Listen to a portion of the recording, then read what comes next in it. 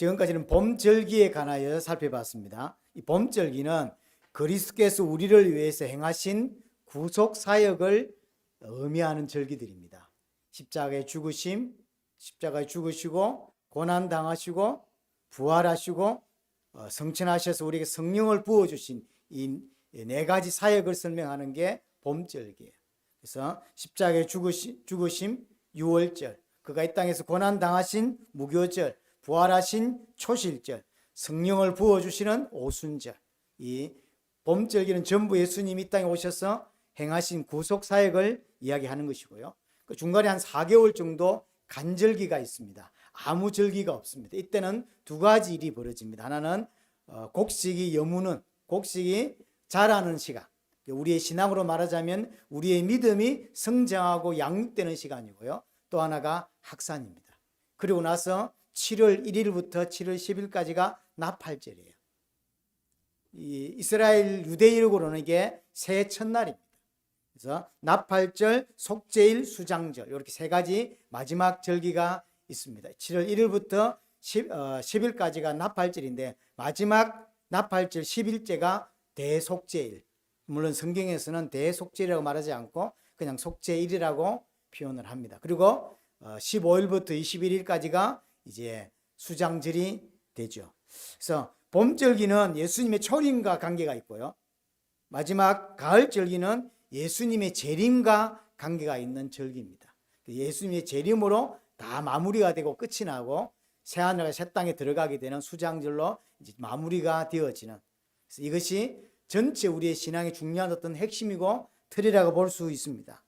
오늘 우리가 나팔절인데 오늘 본문에서는 24절에 나팔을 불어 기념하라 요거밖에 나와 있질 않아요. 그래서 25절에 하제로 드린다 요거밖에 안 나와 있거든요. 민수기 29장을 꼭 참고하시면 좋겠습니다. 민수기 29장 1절에서 6절에 보면 이 나팔절에 대해서 좀 나와 있는데, 나팔절을 히브리어로는 욤 테루아라고 불러요. 욤이란 말은 날짜란 이야기고 절기란 이야기고요. 테루아란 말은 이렇게 나팔이라든가 사람이 큰 소리로 함성을 지른다든가 이런 걸 말해요. 나팔만을 이야기하는 건 아닙니다. 나팔이나 어떤 사람이 큰 소리로 지르는 어떤 소리를 내는 것, 그걸 테루아라 그래요. 그래서 쉽게 말하면 나팔절은 어떤 절이냐, 나팔을 부는 날 또는 큰 함성을 지르는 날, 뭐 이렇게 표현할 수가 있습니다. 보통 큰 함성을 지른다거나 나팔을 부는 것은 두 가지 의미가 주로 있죠. 하나는 이렇게 승리의 나팔인 거죠.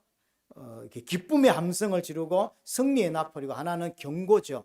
전쟁을 한다거나 파수꾼을 세워서 뭔가를 지킨다고 할 때 경고의 메시지로 나팔을 막 부는 거거든요. 그래서 크게는 두 가지 의미가 있습니다. 근데 오늘 본문에서 24절에 보시면 나팔을 불어 기념하라라고 되어 있죠.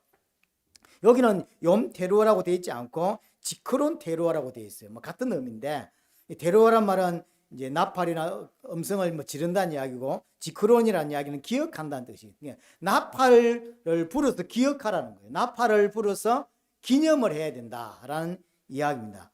그럼 나팔을 불어서 매년 기념해야 되는데 뭘 기념해야 되냐, 얘기 중요한 거죠. 이스라엘 백성들이 출애굽에 빠져나와가지고 지금까지 들었던 나팔 소리가 있나요? 나팔을 불어야 되고, 나팔을 불 때 생각해야 되는 게 있는 거죠. 그럼 뭐냐는 거죠. 이게 출애굽기 19장 사건을 두고 하는 소리예요. 출애굽기 19장에서 드디어 이스라엘 백성들이 이제 시내산에 도착을 합니다. 47일 만에 시내산에 도착을 하고 3일 있다가 이스라엘 백성이 다 올라가잖아요. 3일 후에 모세만 위로 올라가서 하나님께 말씀을 받습니다. 그게 이제 십계명이라고 하는 거죠. 말씀을 이제 받게 되는데, 이게 이제 이스라엘 백성들에게는 너무 무서웠던 기억인 거죠. 그러니 나중에 보면 우리가 죽을 뻔했다라고 표현을 하거든요. 왜냐하면 하나님이 임재하시는데 우레치고 번개치고 빽빽한 구름과 연기가 자욱하고 땅이 진동하면서 나팔이 부러질 때 하나님이 임재를 하신다고요. 근데 그 모습이 너무나 무서웠던 거예요. 물론 자기들은 산 꼭대기까지 다 올라간 건 아닙니다. 중턱까지만 올라갔지만 실제로 산 꼭대기 올라간 건 모세거든요. 그럼에도 불구하고 백성들이 벌벌 떨죠. 그래서 출애굽기 20장 10계명 끝나고 마지막 부분에 보면 어떤 이야기가 뭐냐면 이스라엘 백성이 하나님께 제안을 하나요. 모세를 통해서 하나님께 이야기를 하라는 거죠. 왜냐하면 하나님이 우리에게 직접 말씀하지 않게 해달라는 거예요. 왜 그러냐면 이 경험이 너무 무서웠던 거예요. 그래서 거기 뭐라고 표현하냐면 우리가 죽을까 하노라. 또 한 번 비슷한 경험을 하면 우린 죽을 것 같다는 거예요. 나쁜 놈들이죠, 어떤 면에서. 왜냐하면 그럼 모세는 괜찮나요? 모세만 올라가고 우리는 안 올라갈 수 있게 해달라는 거예요. 올라가서 다 올라간 것도 아니요. 모세는 직접 올라갔지만 백성 올라가지도 않았어요. 그랬는데도 그 경험이 빽빽한 구름과 땅이 진동하면서 연기가 쫙 할 때 우리나라로 따지면 전설의 고향 같은 느낌이 쫙 내 다리 내놔 이런 거 달려오는 이런 분위기란 말이죠. 그때 하나님이 땅이 진동하면서 하나님 임재하시. 그때 나팔이 불러요.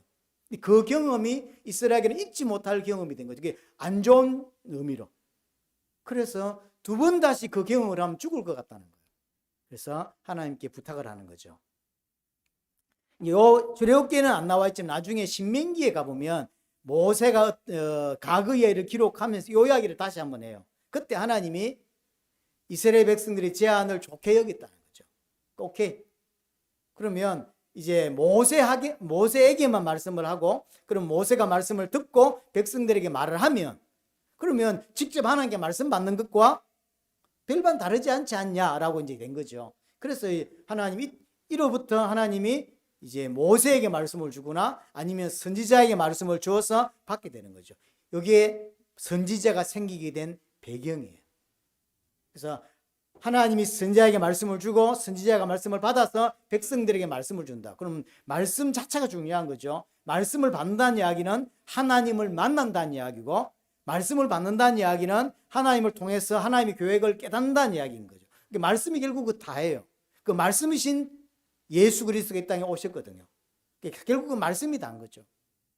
여하튼 이제 이때로부터 모세는 하나님과 백성을 사이에 중재자 역할을 하게 되는 거예요.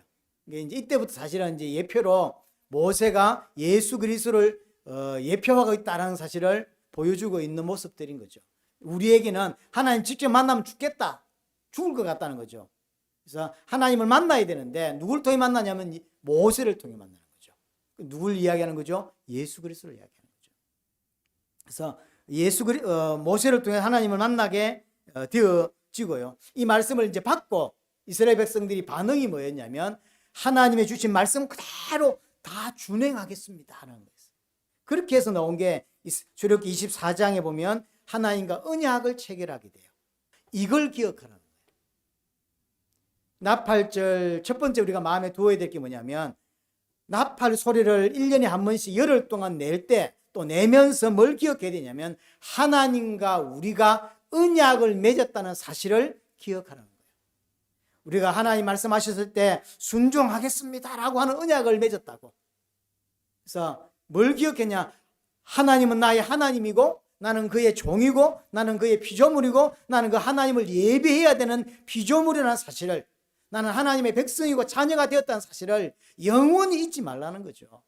그래서 나팔 소리를 들으라는 이야기가 아니라 나팔을 부는 나팔절을 통해서 나와 하나님과의 관계가 어떤 관계인지를 놓치지 말라는 거죠. 나는 하나님의 백성이다. 나는 하나님의 자녀다. 왜? 하나님과 언약 맺은 자다라는 거죠. 어떻게 언약 맺었습니까? 피 언약을 맺었죠. 신약으로 말하면 예수 그리스도의 보혈로 언약을 맺은 자예요. 그래서 나는 하나님의 백성이라는 거죠. 나팔절은 전체가 재림하고 관계가 있죠. 그래서 진짜로 이 언약을 아는 자, 하나님과 나와의 관계가 어떤 것인지를 아는 자는 이 재림을 두려워하지 않는 거예요. 그렇죠? 두려워할 필요가 없는 거죠. 빨리 오시면 좋은 거죠. 그래서 재림의 사상 또는 재림을 기다리는 신앙이 좋은 신앙입니다. 왜냐? 주님이 재림 오셔야만, 예수님이 재림 오셔야만 구원이 완성돼요. 그로부터 하나님과 영원히 살게 되는 거죠. 그래서 복음을 알고 구원을 정말로 이해한 자는 재림을 사모하고 재림을 기다리는 신앙으로 갈 수밖에 없게 되어 있다. 이 땅에 좋은 게 많겠지만 그거하고 비교될 수 없는 게 하나님과 함께하는 거죠. 그러니까 함께 하려면 주님이 오셔야 되는 거예요, 다시. 그래서 나팔절 첫 번째 우리가 마음에 담아야 될 게 뭐냐면 하나님과 나와의 관계를 영원히 놓치지 않게 하는 것입니다. 언약 맺은 관계고, 어떻게 언약 맺은 관계입니까? 하나님과 나는 아버지와 아들의 관계, 나는 그의 백성의 관계거든. 이 사실을 잊지 말라. 어떤 어려움이 와도 특별히 재림이라는 신앙을 두고 그 재림을 기다릴 수밖에 없고, 그렇게 두려운 게 아니라, 이 땅에 사는 많은 기독교인들은 재림에 대해서 부정적인 사람도 많이 있습니다. 오긴 와야 되겠지만 내 때 안 왔으면 좋겠다는 사람도 있고, 굳이 재림을 굳이 염두에 두고 살고 싶지 않은 사람도 많습니다. 올바른 신앙은 아닌 거예요. 그래서 올바른 믿음을 가진 자는 주의 재림을 기다릴 수밖에 없고, 그게 올바른 것이죠. 그래서 그런 것에 대해 두려움이 없는 거죠. 그래서 그 하나님과 언약 맺었던 것을 영원히 기억하라. 그게 나팔절이고요. 두 번째는 나팔이라고 하는 것은, 나팔을 분다고 하는 것은 이스라엘 백성들이 전쟁을 할 때 나팔을 부는 거거든요. 그래서 전쟁을 소집할 때나 행진할 때나, 군대를 이루어서 행진할 때나, 또는 이렇게 어떤 진영을 갖추어 놓고 이제 전투를 시작하거나, 또 전투하는 중에 나팔을 불면 뭐 이렇게 어떻게 움직인다, 이런 것들이 전부 다 나팔을 통해 하죠. 지금은 뭐 휴대폰으로 하든지 뭔가 방법이 있겠지만 옛날에는 나팔밖에 없죠. 나팔이나 수신호를 가지고 하는 거죠. 민수기 10장을 한번 가보겠습니다. 민수기 10장에 보면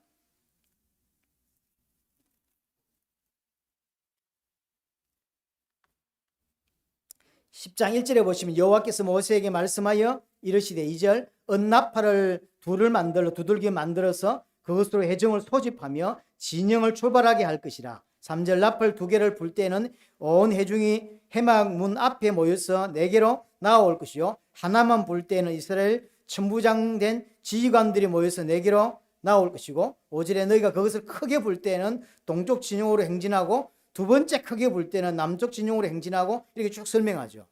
이스라엘 백성들이 행진을 하는데, 여기 지금 성막을 중심으로 해서 이제 가나안을 향해 출발하는 모습이에요. 이제 성막이 가운데 있고 동서남북 이렇게 십자 형태로 해서 진영을 합니다. 그래서 나팔을 불면, 한 번 불면 온 회중이 하나님 백성으로 나오고, 또 두 번 불면 지휘관만 오고, 크게 불면 남쪽으로 모이고, 뭐 두 번째 크게 불면 뭐 이런, 이제 크게 부는 기준이 뭘까요? 모르겠는데 하여튼 자기만의 수신호가 있어요. 그런 거죠. 제가 이제 파주에서 1사단에서 근무를 했는데, 저는 이제 간척병 출신이고, 그다음에 이제 통신병들은 뭘 하냐면 수기 두 개를 가지고 이렇게 막 이렇게 해요. 여러분들 게임에 이렇게 오른쪽 올려 왼쪽 올려 뭐 이런 거 있잖아요. 그런 것처럼 수신호를 하거든요. 그게 다 숫자도 있고 그게 방향도 다 있습니다. 나팔을 분다고 하는 건 어떻게 불면 앞으로 가고 어떻게 불면 뒤로 가고 이렇게 하는 거죠. 똑같은 거죠. 출애굽기에서도 보면 이스라엘을 군대라고 표현을 하거든요. 군대가 출발하고 그다음에 멈추고 오른쪽으로 가고 왼쪽으로 가고 이런 모든 진영을 갖추고 행진을 하고 그다음에 전쟁을 하고 뒤로 빠지고, 이런 모든 것들은 뭘로 하냐면 나팔을 불어서 하는 거죠. 나팔 소리를 듣고 그 소리에 움직여가는 거죠. 그러면 나팔 소리를 듣고 움직인다는 말이 무슨 말이죠? 하나님의 말씀대로 순종한다는 이야기인 거죠. 그래서 두 번째는 뭘 기억해야 되냐면, 우리는 전쟁하는 자라는 사실을 기억하는 거예요. 나팔절에 기억해야 될 두 번째가, 우리는 그냥 예수 믿고 편안히 살다가 더 좋은 천국으로 간다, 이 개념이 아니라 이 땅에서는 전쟁하는 자라는 사실, 영적 싸움을 하는 자라는 사실을 반드시 놓치지 말아야 된다는 거예요. 우리는 구원은 받았지만 영광의 단계에 아직 들어간 게 아닙니다. 죄와 싸워야 합니다. 그게 성도입니다. 마지막 때가 되면 될수록 우리의 싸움은 치열해집니다.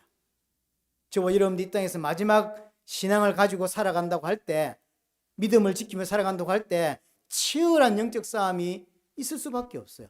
치열하지 않는 사람은 사실 복음을 이해한 게 아니고 구원을 이해한 게 아니에요. 여러분들이 뭐 육신적으로 치열하란 말이 아니라 영적으로 치열한 영적 싸움이 있어야 돼요. 있을 수밖에 없다니까요. 죄와 싸우는 것들이 있어야 돼요. 그 중에 특별히 우리는 싸움이 두 가지거든. 하나는 밖으로부터 오는, 밖에서부터 안으로 오는 싸움이 있고, 안에서 일어나는 싸움이 있다고. 밖에서 온다는 이야기는 핍박이겠죠. 예수 믿으면 손해를 보고 예수 믿으면 죽이고 하는 이런 핍박들이 우리나라에는 지금 없지만 다른 나라, 특별히 나이지리아 같은 나라는 아직도 많이 있죠. 1년에 거의 1000명 가까운 사람들이 예수 믿는다는 이유로 죽습니다. 지금도. 밖에서 오는 싸움이 있다고. 핍박이죠. 하지만 성도는 진짜 싸움은 밖에서 오는 게 아닙니다. 밖에서 오면 진짜 성도는 사실은 싸운다고 믿음을 지킨다고 대부분요. 하지만 진짜 마지막 때 저와 이런 싸움은 밖에서 오는 싸움이 아니라 내 안에서 일어나는 싸움이에요. 내 안에서. 그 민수기 10장을 봤으니까 9절에 보세요. 9절에 보면 또 너희의 희락이 낡아 너희가 정한 절기와 초하루에는 9절입니다. 9절. 또 너희 땅에서 너희가 자기를 압박하는 대적을 치러 나갈 때에는 나팔을 크게 불지니 이렇게 되어 있죠. 이게 지금 가나안 들어갔을 때를 설명하는 거거든요. 너희 땅에서 너희가 자기를 압박하는 대적을 치러 간다 그러죠. 자, 가나안 땅에 들어갔습니다. 가나안 땅은 들어갔는데 가나안 땅 안에서 치러 들어오는 자들이 계속 있는 걸 가나안 땅 안에. 그럼 우리로 따지면 이게 뭐죠? 우리가 지금 구원을 받았고 내 안에 하나님의 나라가 임한 자입니다. 천국을 가진 자죠. 그러면 천국을 가졌는데 이 안으로 하나님의 나라를 계속 공격하는 게 있다는 거예요. 이 뭐죠? 뭘 이야기하는 겁니까? 여기에 가나안 땅은 우리의 마음을 이야기하는 거예요. 그래서 가나안 땅은 항상 이중적인 의미가 다 있습니다. 성경에 대부분이 그런 게 많죠. 다 이중적이죠. 누룩도 이중적이잖아요. 다 이중적이죠. 마찬가지죠. 가나안 땅도 우리가 정복해야 될 땅도 맞지만 또 하나의 의미는 우리의 마음이에요. 우리가 정복해야 될 우리의 마음이죠. 하나님 백성 안에 7 족속 31왕이 있어요. 그거 뭐 어떻게 되죠? 몰아내야 돼요. 영적 싸움을 하라는 거예요. 그래서 마지막 때는 밖에서 오는 어떤 핍박 같은 싸움보다는 우리 안에 일어나는 싸움이 더 큽니다. 이걸 못 이기는 거죠. 언제까지 싸워야 되냐? 주님 오실 때까지죠. 주님 오실 때까지 우리가 싸워내야 되는 거죠. 내 안에 있는 죄성이 내 안에서 하나님 나라를 계속 방해합니다. 하나님 백성답게 살지 못하도록 계속 방해하죠. 이것과 싸워야 돼요. 어떻게 싸웁니까? 하나님의 나팔 소리를 듣고. 그럼 나팔 소리가 뭡니까? 그게 말씀이에요. 하나님의 나팔 소리를 듣고 오른쪽으로 왼쪽으로 직진, 백 이런 것들 하는 거예요. 그러니까 나팔 소리를 듣는 게 굉장히 중요한 거죠. 로마서 7장에 보면 바울도 구원을 받고 나서 자기 안에 두 법이 있다는 거예요. 두 법이. 그래서 하나님의 법을 지키고 싶은 법이 있고 다른 법이 또 있다는 거죠.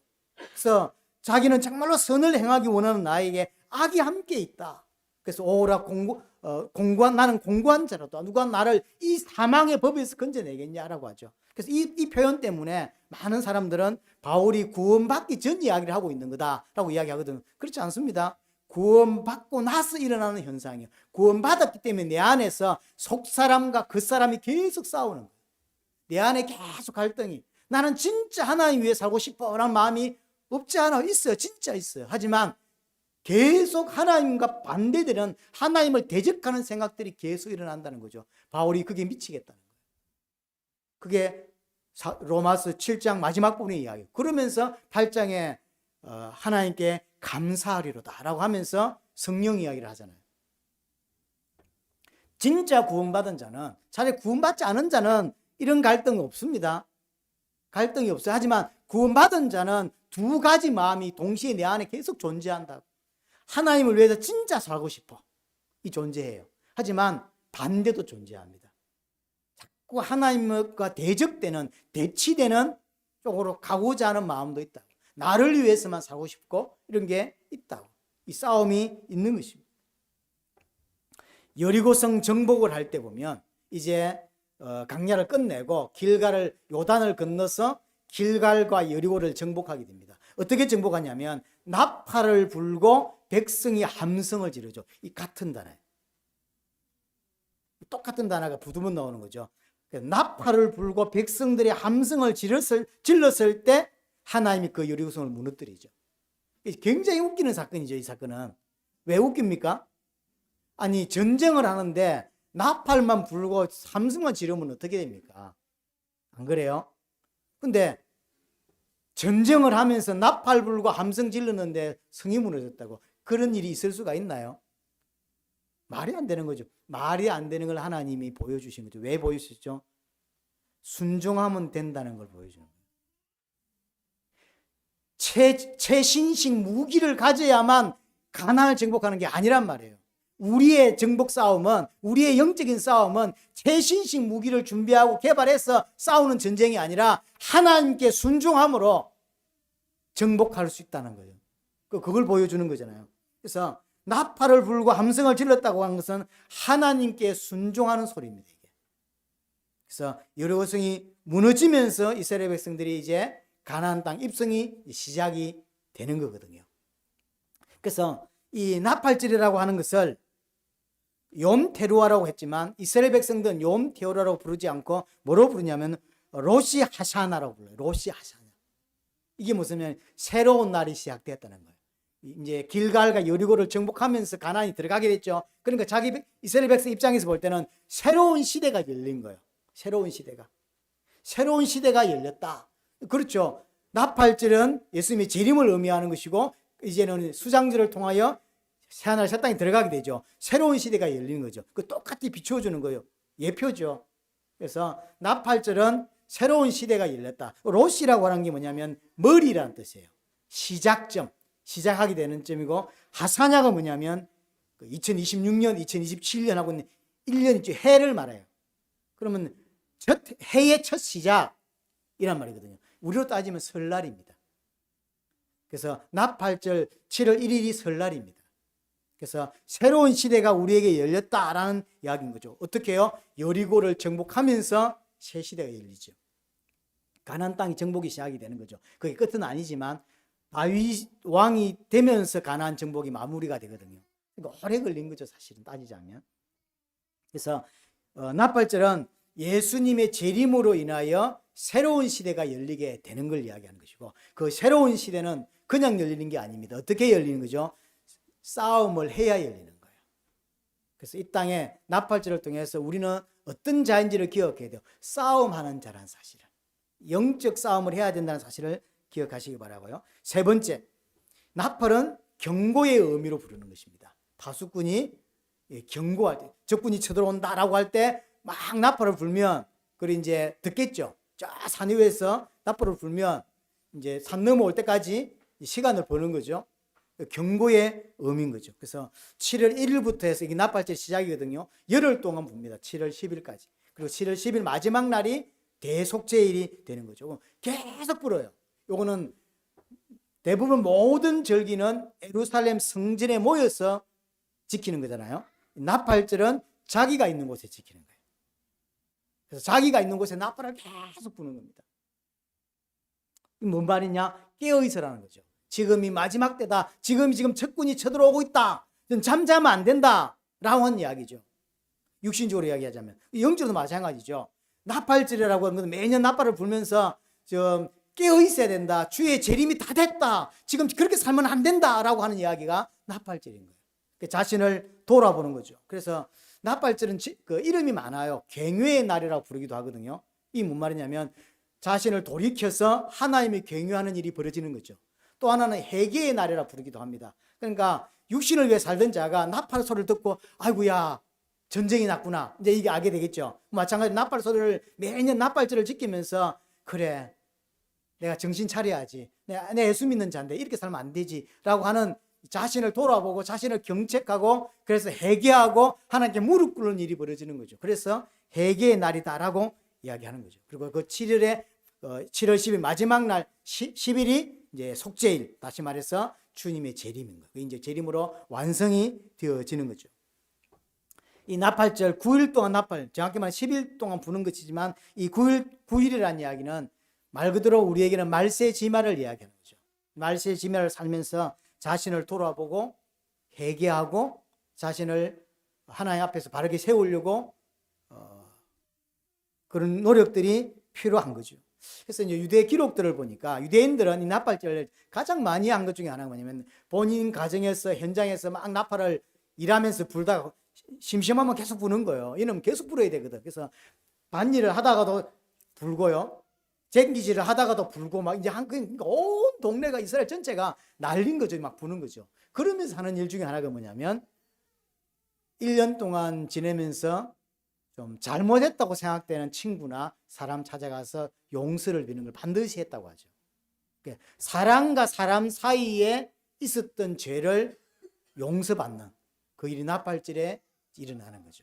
왜 그렇게 그들이 생각했냐면 10일이 속죄일인데 하나님께 용서를 받는 날이라고. 그러면 그 하나님께 용서를 받으려면 뭐가 필요하냐면 인간과 인간 사이에 이 죄 문제도 해결돼야 된다라고 기본적으로 생각을 하게 된 거죠. 그래서 10일 날은 하나님 관계에서 용서를 받는 거고 그 앞에 1일부터 9일까지는 인간 관계에서 문제를 해결하려고 노력했다는 거죠. 상당히 저는 의미가 있다고 생각이 들어집니다. 그런 의미에서 하나님이 구원받은 우리를 교회 공동체로 모으게 했다고 하는 건 의미가 있는 거예요. 여러분들이 구원을 받고 복음을 좀 듣고 혼자 신앙생활을 하는 게 편할까요? 아니면 함께 하는 게 편할까요? 혼자 하는 게 편합니다. 물론 이 성향이 너무 강한 사람들은 함께 하는 게 더 힘이 날 줄 모르겠는데 우리 같은 아이 성향은 혼자 하는 게 편합니다. 요즘 유튜브 좀 많이 발달됐는데 굳이 교회 오지 않고 집에서 자기가 좋아하는 목사님 메시지 들으면서 독일이나 이런 나라에서는 헌금도 그냥 돈으로 그냥 다 계좌로 보내지 직접 헌금하는 데가 없습니다. 우리나라도 보면 이제 계좌로 보내는 사람들이 많거든요. 혹 뭐 교회를 온다 할지라도 예배만 하고 그냥 가는 거죠. 교제를 하지 않고. 그럼 하나님이 교회를 만든 목적을 많은 부분을 상실하게 되는 거예요. 그럼 왜 혼자 하는 게 편하고 좋은데 왜 같이 하라고 할까요? 같이 해야만 되는 게 있는 거예요. 같이 해야만 같이 할 때 하나님이 가르쳐 주는 게 있는 거예요. 그렇지 않으면 자기의 신앙이 성장하지 않는 부분이 있는 거죠. 그래서 사실은 혼자 하면 편합니다. 여러분들도 각자 저 안 만나고 각자 집에서 그냥 하고 헌금도 그냥 계좌로 쏴버리고 이제 저는 이렇게 녹화해가지고 올리고 뭐 그러면 여러분 제 메시지를 안 듣겠지만 굳이 제 메시지를 몰라 들어요. 저기 유명한 분들이 많은데 그런 거 듣고 그렇게 하면 좋지 않나요? 그게 좋은 거 아닌가요? 근데 왜 하나님은 교회를 만들어요? 왜 공동체로 와서 맨날 어떤 교회는 찢고 볶고 맨날 싸우고 갈등하게 만들고 왜 그럴까요? 그래야만 깨닫게 되는 게 있고 그래야만 성장하게 되는 게 있다고. 그래서 하나님은 구원받은 모자란 사람끼리 모아놓으니까 천국이 아니라 어떤 사람이 그랬잖아요. 진짜 이게 예수 믿고 나니까 너무 좋아서 이런 사람들이 모인 교회는 천국 비스무리 할 줄 알고 왔는데 거의 완전히 여기가 지옥이다 이런 사람도 있다고 하잖아요. 그런 데로 왜 오냐고. 정확히 말하면 왜 하나님이 그렇게 하냐 이 말이에요. 그러니까 요즘 사람은 신앙 성장하지 않고 회피해요. 계속 적당하게만 교회 발을 두죠. 같이 교제하거나 교회로서의 움직임을 하지 않으려고 하죠. 그러면 중요한 부분은 못 배우는 거예요. 반드시 그래야만 갈등하고 부딪히면서 배우고 느껴야 되는 게 있다는 이야기인 거죠. 그 중에 가장 중요한 게 뭐냐면 창세기 3장의 그 죄, 원죄라고 우리는 보통 신학적으로 이야기하는데 그 죄의 핵심은 뭐냐면 나 중심적인 사상이에요. 하나님의 중심이 아니라 하나님 말씀이 기준이 아니라 내 생각, 내 판단이 옳은 거죠. 하나님은 그거 먹지 마라고 했지만 먹어도 될 것 같아 라고 하는 생각, 그 생각이 어디냐면 나 중심이기 때문에 하나님 필요 없어. 아니면 하나님 필요했다 할지라도 이번에는 내가 순종 안 해도 될 것 같아 라고 하는 생각이 내가 든 거죠. 나 중심이라고. 그럼 그걸 어디서만 깰 수 있냐면 교회 안에서만 깰 수 있어요. 여러분들이 인터넷으로 그렇게 예배 드려가지고는 절대로 안 깨지는 게 나 중심적인 사상. 그래서 이는 부딪히고 함께 굴러가면서 깨지고 그래서 모난도름 이게 깨고 이래서 하나님의 사람으로 만들어갈 수 있다. 그게 교회라고. 그래서 내하고 맞지 않는 사람이 교회가 대부분이에요. 잘 맞는 사람들은 선교단체죠. 그래서 선교단체에서 깊이 일하는 사람들이 교회 생활을 못 하거든요. 왜 그러냐면 선교단체는 성향과 목적과 방향이 똑같은 사람들이 모였기 때문에 예를 들어서 대학 가서 CCC나 IBF나 뭐 이런 전도단이나 이런 데 같은 성향을 가졌잖아. 노래 좋아하거나 어떤 성향을 좋아하는 사람들은. 그러니까 나이 비슷하고 성향 비슷하고 여러 가지가 비슷하기 때문에 같다고. 근데 교회 안에 들어보니까 완전 다르죠. 그러니까 그 사람들이 결국 교회 안으로 못 들어가고 무교회주의가 되거나 교회 생활 못하는 케이스들이 저는 많이 봤습니다. 왜 그럴까요? 교회는 자기끼리끼리 모이는 단체가 아니에요. 그래서 내가 좋고 내가 편한 사람들이 대부분 없다니까요. 안 편합니다. 나도 혼자 있는 게 좋죠. 여러분들 얼굴 굳이 안 봐도 되거든, 저는. 근데 하나님은 그렇게 안 하신다니까요. 앞으로 여러분 교회 생활 마찬가지예요. 저하고 계속 할지 또 다른 사람하고 좋은 은혜를 나누게 될지 모르지만 그럼 여러분들이 불편한데 하나님의 교육이 뭐냐는 거죠. 그걸 따라가야 돼요. 그래야 배우고 그래야 모난 부분이 있으면 깎아내서 그 어떤 사람을 통해서 깎아내고 배우고 하나님의 사람으로 만들어져 갈 수 있다. 그래서 자기들끼리 잘 노는 것은 선교단체지 교회가 아니에요. 불편하지만 좀 참고. 회사 사장이다 보니까 모든 말 다 했는데 교회니까 모든 말은 다 못하겠어요. 그렇죠. 그거 배우라고. 그렇게 해서 교회로 만들어 가는 것입니다.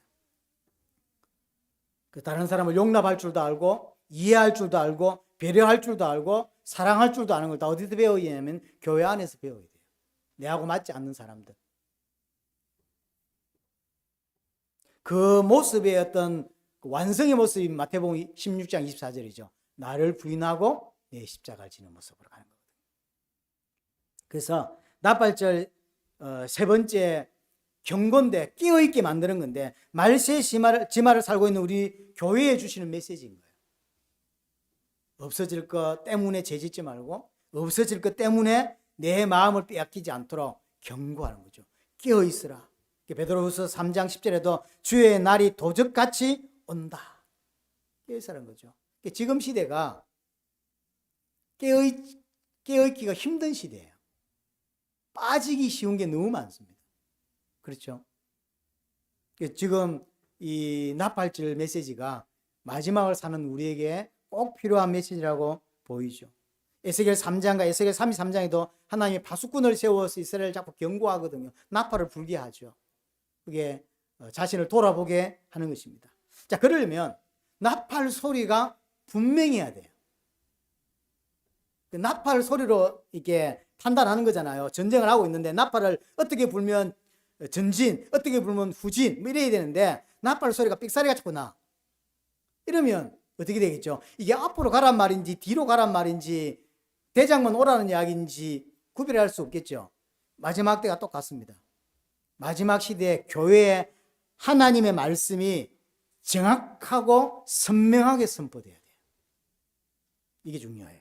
근데 왜 그래야 되냐면 하나님의 말씀이 정확하고 선명할 때만 그 말씀을 통해서 죄가 내 안에 있는 죄가 드러나고 폭로가 된다고.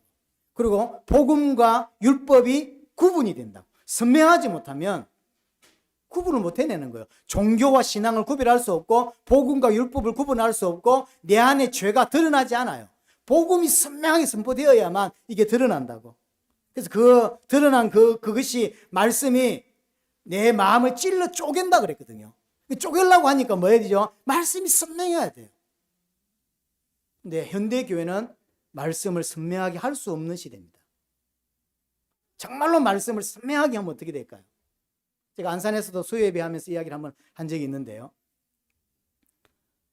어떤 교회는 이렇게 정확하게 메시지, 죄에 대해서, 창세기 3장에 대해서, 복음에 대해서, 지옥에 대해서, 재림에 대해서 이야기를 안 했으면 하는 성도들이 많아지는 거예요. 그런 이야기 듣기 싫은 거예요. 그렇겠죠. 그래서 현대 교회는 메시지가 선명한 걸 싫어합니다. 그래서 목사들도 선명한 메시지 못합니다. 그럼 나가버리는데요. 그런 시대를 저와 여러분들 살고 있습니다. 그래서 말씀을 듣고 찔리고 죄가 폭로되고 이래야 되거든요. 그래서 회개할 사람은 하나님 보실 때 회개하고 무릎을 꿇고 이래야 되는데 현대 교회 메시지를 듣고 누가 회개하겠냔 말이에요. 위로받기를 원하고 복받기를 원하지 교회 와서 부담되는 죄 이야기나 지옥 이야기를 듣고 싶겠어요? 그러니까 위로받고 힘없고 축복받고 하나님 당신을 사랑합니다 이런 이야기를 듣고 싶지, 힘 얻고 밖을 나가고 싶지, 누가 교회 와가지고 세상 일도 어려운데 교회까지 와서 죄 이야기라든가 뭐 이런 이야기를 듣고 싶겠냐고. 그러니까 점점 목사님들도 위로에 관계된 거, 치유에 관계된 거, 회복에 관계된 거, 응답에 관계된 거, 축복에 관계된 거 이런 이야기만 하고 싶은 거예요. 할 수밖에 없다니까요. 하지만 그러면 다 죽는 거예요.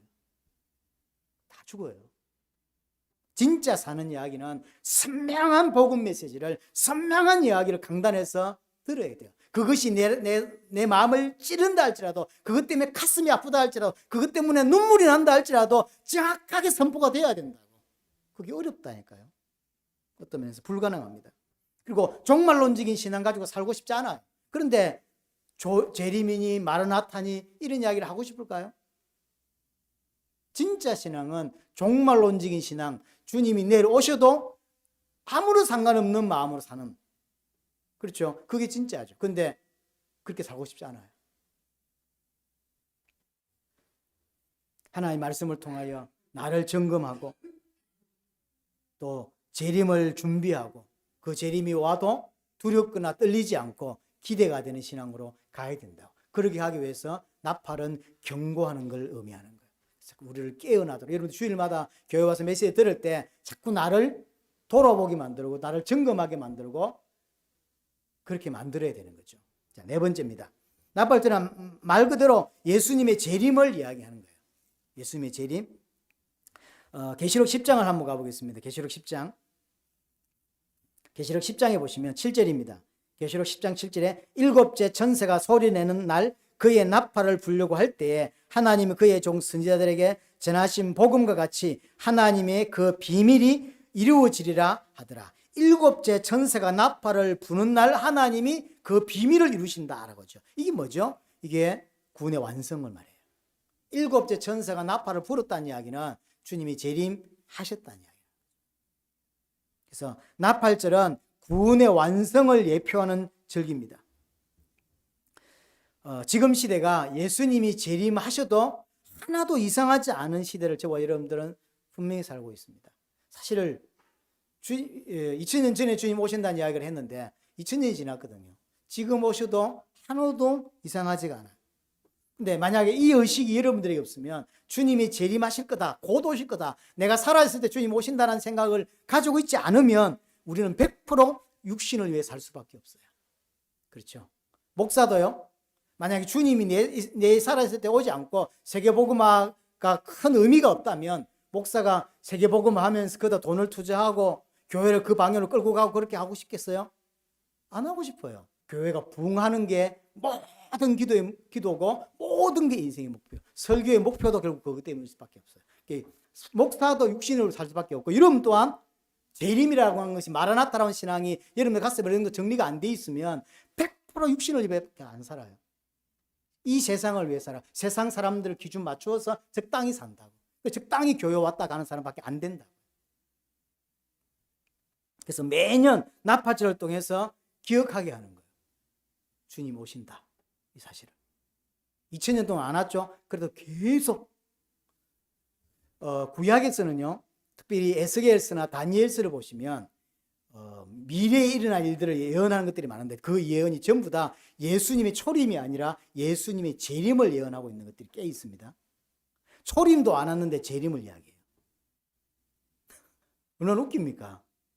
성경은 처음부터 저 끝을 향해서 가고 있는 거예요. 그걸 가지고 설명하고 있다. 초림도, 예수님이 초림도 안 했는데 재림을 에스겔서에서 여러 번 이야기하거든요. 우리 인생은 지금 여기에 발을 딛고 살아도 항상 주님이 마지막 마무리하시는 재림과 재림의 내 눈이 맞닿아 있어야 돼요. 그게 올바른 신앙이에요. 베드로후서 3장 8절에 14절을 보면 베드로 이야기죠. 나팔절에 주시는 메시지가 똑같은데 주의 날이 도둑같이 올 거다. 그래서 물질이 뜨거운 불에 풀어지고 녹는다 이라고 하죠.